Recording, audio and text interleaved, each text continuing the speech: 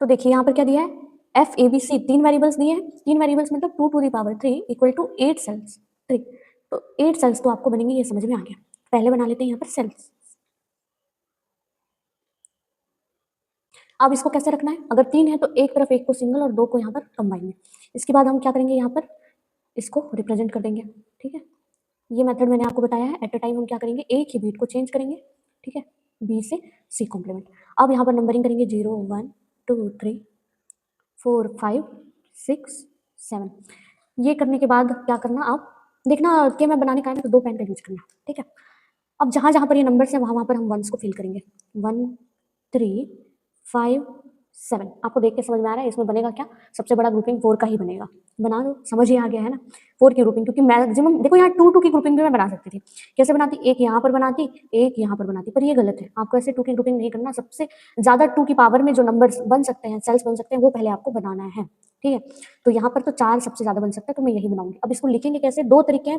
पहले आपको मैं तरीका बताती हूँ, बेसिक्स जो ज्यादातर हम लिखते हैं स्कूल, मतलब स्कूल और यूनिवर्सिटी के एग्जाम में। ये पहले देखो, इस वन के लिए आप क्या लिखोगे, या पेयर को भी पूरा ना, कई लोग पेयर को भी लिख के लेते हैं, ठीक है। तो इस पेयर को अगर आप देखो तो इस पेयर में कौन कौन से रो है, तो पहला रो कौन सा है, ये, ठीक है।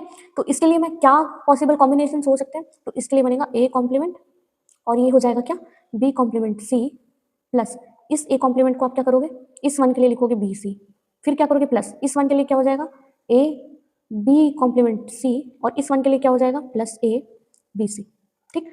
ऐसा भी लिख सकते हो, या फिर आप कैसा लिख सकते हो, पेयर वाइज लिख सकते हो, ठीक है। तो यहाँ पर अगर देखो, सबसे इजी मेथड यही होता है, पेयर वाइज लिखो। तो रो को अगर देखो तो ये दोनों है ना। अब इसमें कुछ भी कॉमन है क्या, एक तो ए कॉम्प्लीमेंट है, एक ए है, कॉमन कुछ नहीं है तो मत लिखो। कॉलम में देखो, कॉलम में कुछ कॉम्प्लीमेंट मतलब कुछ कॉमन दिख रहा है आपको, हाँ कॉमन तो मुझे दिख रहा है यहाँ पर सी, तो मैं सी को लिख देती हूँ एक बार। तो ये हो जाएगा सिंप्लीफाइड वर्जन। अब यहाँ पर आप करोगे ना, तो आप क्या करोगे, पहले तो ए कॉम्प्लीमेंट सी दोनों से कॉमन निकालोगे, है ना। ए कॉम्प्लीमेंट सी कॉमन निकालोगे तो क्या निकलेगा, बी कॉम्प्लीमेंट प्लस बी, और यहाँ पर से फिर से देखोगे क्या, ए सी कॉमन निकल सकता है, फिर निकालोगे ए सी, तो ये हो जाएगा B complement plus B. Boolean expression मैंने सॉल्व करना सिखाया है, ठीक है, तो वहां देख लेना। ये कौन सा लॉ लगेगा इसमें, ए प्लस ए कॉम्प्लीमेंट वाला है ना, ए प्लस ए कॉम्प्लीमेंट, जो कि क्या होता था, 1 हो जाता था, तो ये हो जाएगा 1 प्लस ए सी, ये भी सेम है तो ये हो जाएगा 1। उसके बाद आएगा ए कॉम्प्लीमेंट सी प्लस ए सी। अब इसमें फिर से कॉमन देखोगे तो आपको समझ आया, सी कॉमन है, फिर आप निकालोगे तो ये कॉम्प्लीमेंट ए हो जाएगा, अरे ए है, ठीक है।